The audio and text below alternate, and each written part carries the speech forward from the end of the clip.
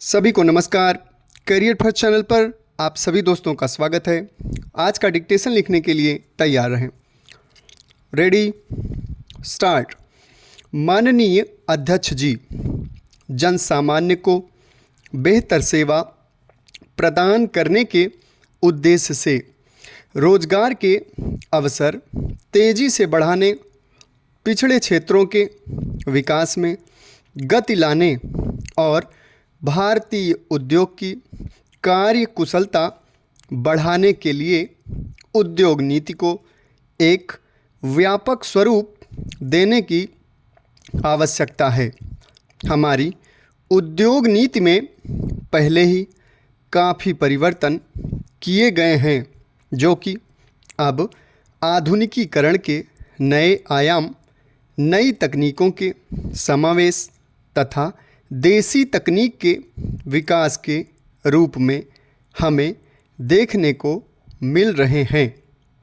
ऊंची लागत और अकुशल उद्योगों से गरीबों को तकलीफ़ होती है, क्योंकि यह उन साधनों को अपने में समा लेता है जो गरीबों को नए रोजगार दिलाने के लिए ज़रूरी होते हैं। वस्तुओं के उत्पादन और ग्रामीण तथा शहरी क्षेत्रों के लिए सेवाओं में हर संभव वृद्धि करना गरीबी हटाने की हमारी नीति का मुख्य लक्ष्य है।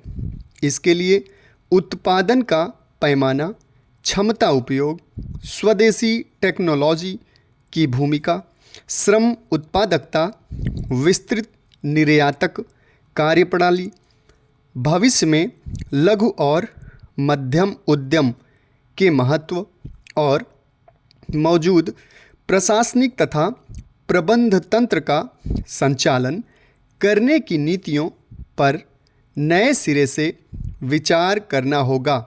उद्योगों को चाहिए कि वे विशाल जन समुदाय की सेवा करें, भुगतान शेष की एक व्यावहारिक स्थिति बनाए रखने की चुनौतियों का सामना करने के लिए निर्यात और पर्यटन को बढ़ावा देने की भारी ज़रूरत है। इन क्षेत्रों की उन्नति में किसी तरह की असावधानी हमारी संपूर्ण विकास नीति को ही संकट में डाल देगी। सरकार इस अहम क्षेत्र में नई पहल करेगी। हमारे प्रशासनिक ढांचे में परिवर्तन की आवश्यकता है, जिससे कि सामाजिक न्याय के साथ विकास के लक्ष्य को पूरा किया जा सके। सरकार में प्रबंध को नई सामाजिक विचारधारा के अनुरूप ढालना है। यह ऊपर से कुछ लादने का प्रश्न नहीं है। सुधार की भावना अंदर से आनी चाहिए। संपूर्ण राष्ट्रीय समुदाय को प्रशासनिक कार्य प्रणाली से ताल्लुक़ रखने वाले मुद्दों पर बहस में हिस्सा लेना चाहिए। इसी प्रकार एक ठोस कार्यक्रम सामने आएगा। हमारे प्रशासन में कार्य कुशलता और जिम्मेदारी की भावना चाहिए। हमें बुनियादी राजनैतिक संस्थाओं को स्वस्थ और प्राणवान रखने के लिए अपने चुनाव संबंधी तथा अन्य कानूनों को बदलने की ज़रूरत होगी। सरकार ठोस सुझावों के लिए राजनैतिक पार्टियों के नेताओं से विस्तार से सलाह करेगी, जिससे कि सार्वजनिक जीवन को और साफ सुथरा बनाया जा सके।